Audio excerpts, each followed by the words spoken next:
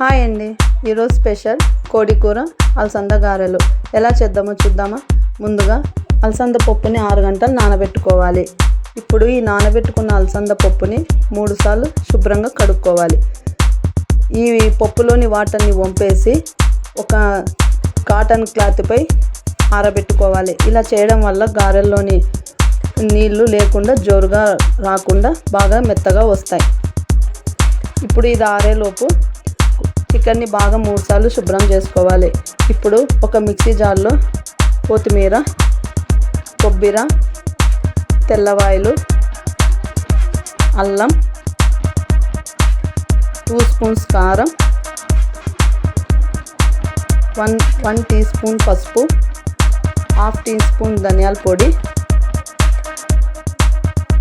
కొద్దిగా వాటర్ వేసి బాగా మిక్సీ పట్టుకోవాలి.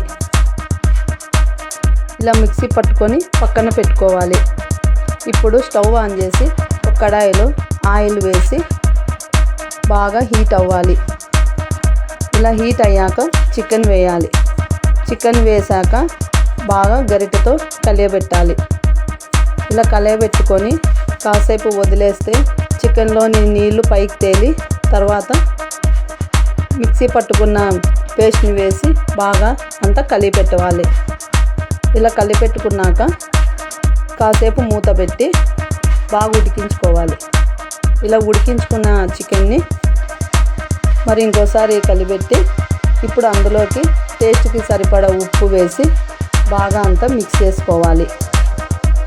ఇలా టేస్ట్కి సరిపడా ఉప్పు వేసాక బాగా అంతా ఆయిల్ పైకి తేలేంత వరకు చికెన్ ఉడికించుకొని అంతా కలిదిప్పి ఇప్పుడు అందులోకి గార్నిష్ కోసం కొంచెం కొత్తిమీర వేసి కాసేపు ఉడికించుకొని స్టవ్ ఆఫ్ చేసుకోవాలి.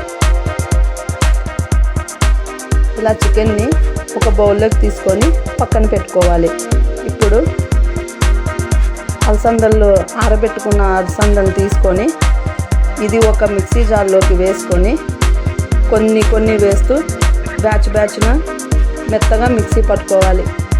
ఫస్ట్ కొద్దిగా పచ్చిమిరపకాయలు వేసుకొని టేస్ట్కి సరిపడా ఉప్పు వేసుకొని ఫస్ట్ రౌండ్కి మెత్తగా చేసుకొని రెండో రౌండ్కి జోరుగా ఆడించుకొని ఒక బౌల్లోకి తీసుకొని పక్కన పెట్టేయాలి. ఇప్పుడు అందులోకి 1 కప్పు ఆనియన్, 1 కప్పు కొత్తిమీర, కొద్దిగా టేస్ట్కి సరిపడా సాల్ట్, 1/2 టీ స్పూను వంట సోడా. ఇలా వేయడం వల్ల వంట సోడా మెత్తగా వస్తాయండి, గట్టిగా రాకుండా.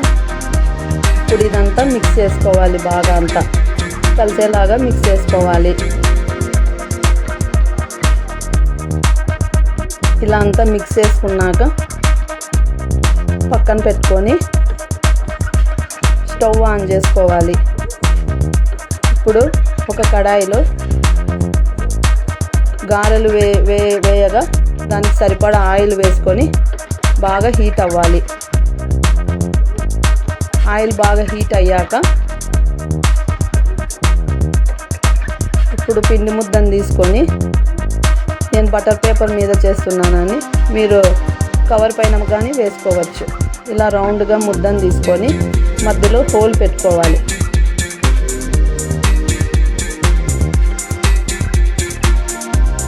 ఇలా హోల్ పెట్టుకోవడం వల్ల లోపల వరకు ఉడుకుతుంది.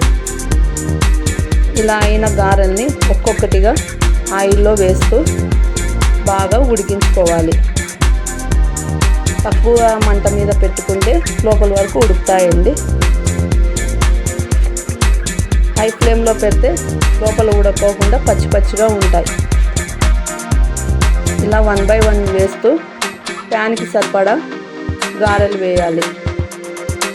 ఇలా గారెలు వేసాక ఎర్రగా అయ్యేంత వరకు మగ్గించుకోవాలి. ఇలా ఆయిల్లో మగ్గించుకున్నాక ఇప్పుడు కడాయి తీసుకొని ఒక బౌల్లోకి సర్వ్ చేసుకోవాలి. అన్నీ ఇలా బ్యాచ్న వేసుకోవాలండి. నేను సెకండ్ బ్యాచ్ కూడా వేసుకుంటున్నా. మొత్తం పిండి అంతా ఇలానే స్టెప్ బై స్టెప్ అన్నీ వేసుకుంటూ ఎర్రగా బాగా మగ్గించుకోవాలి. ఇలా అన్నీ బాగా మగ్గించుకున్నాక అన్నీ ఒక పక్కన పెట్టేసి ఇప్పుడు వేడి వేడి చికెన్ కూరలోకి ఈ గారెలు చాలా బాగుంటాయండి. ఒక్కసారి మీరు కూడా ట్రై చేసి ఇవి ఎలా వచ్చాయో నాకు కామెంట్ సెక్షన్లో కామెంట్ చేయండి. Please subscribe.